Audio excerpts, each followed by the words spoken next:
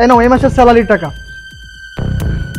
এখানে কি 50,000 টাকা আছে নাকি আবার খরচ করছো? না না, পুরো 50,000ই আছে এখানে। দেখো কে আসছে। আচ্ছা আমি দেখতেছি।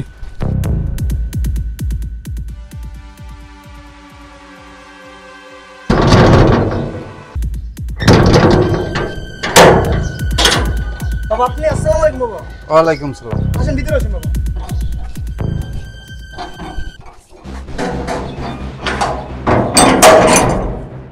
বাবা রে, একটু সমস্যায় বেরাইছিলাম, আমি একটু ডাক্তারের কাছে যাব, কিছু টাকার দরকার। আচ্ছা ঠিক আছে বাবা, আপনি দাঁড়ান, আমি শেফার কাছ থেকে টাকা নিয়ে আসি।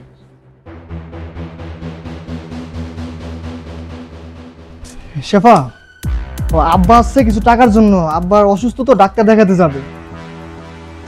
এই তোমার বাবার কি কোনো কমন সেন্স নেই?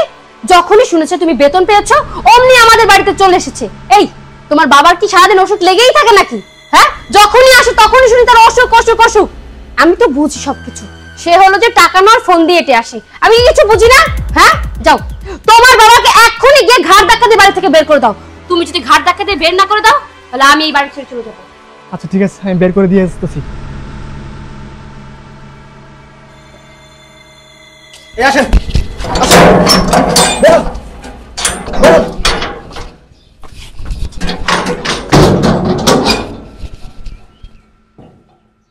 জামাই এইভাবে গাড় ধাক্কা ধরে আমার বার করে দিল? না, মাইয়া না হওয়া পর্যন্ত আমি যাবো না, আমি গেটেই দাঁড়ায় থাকি। শেফা, হ্যাঁ বের করে দিছি, একবারে ঘাড় ধাক্কা দিয়ে গেটের বাইরে দিয়ে আইছি। কিন্তু জানো, যে সময় ঘাড় ধাক্কা দিয়ে বের করি না, ওই সময় তোমার বাবার চেহারা দেখে খুব কষ্ট লাগলো আমার। কার বাবা? তোমার বাবা। তুমি আমার বাবাকে বাড়ি থেকে ঘাড় ধাক্কা দিয়ে বের করে দিয়েছো? হ্যাঁ তোমার বাবা, তুমিই তো বললা একবারে ঘাড় ধাক্কা দিয়ে গেটের বাইরে দিয়ে আইতে। আর তোমার কথাকে আমি ফেলতে পারি বলো? আমার বাবা আসছে, তুমি সেটা আমাকে আগে বলবে না? হ্যাঁ সাইড দাও, সাইড দাও। বাহ, নিজের বাবা বাবা আর আমার বাবা কিছুই না। যাই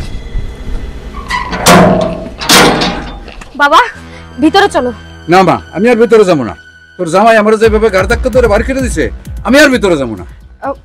ওর ভুল হয়ে গেছে, নাও এই টাকাটা নিয়ে ডাক্তারের কাছে যাও, ডাক্তার দেখিয়ে আসো। তোর বাবা বাবা আর আমার বাবা কি বাবা না? জামাই, তোমার কত বড় সাহস, তুমি আমার ঘাড় ধাক্কা দিয়ে গেটের বাড়ি বের করে দিলা, আবার আমার সামনে আমার মায়েরা তুমি থাপ্পড় মারলা। কেন আপনার ঘাড় ধাক্কা দিয়ে বের করছে আর কেন আপনার মাইয়ারে থাপ্পড় দিছি, আপনি আপনার মাইয়ারে জিজ্ঞেস করেন। কিরে শেফা, জামাই আমার ঘাড় ধাক্কা ধরে বার করে দিল, আবার তোর গায়ে থাপ্পড় দিল, কি কারণ? বাবা আসলে আমি ভেবেছিলাম রাদির বাবা এসেছে, তাই ওকে বলেছিলাম যাও ওনাকে বাড়ি থেকে ঘাড় ধাক্কা দিয়ে বের করে দাও। কে? তুই রাধির বাবাকে ঘাড় ধাক্কা দিয়ে বের করে দিতে বলছিস? আমি তোর বাবা, আর রাধির বাবা কি তোর বাবা না? শোন, আমি তোর বাবা, ঠিক রাধির বাবাও তোর বাবা। যেদিন রাধির বাবারে তোর নিজের বাবা মনে করবি সেদিনই তোর বাড়িতে আসবো, নচেত না।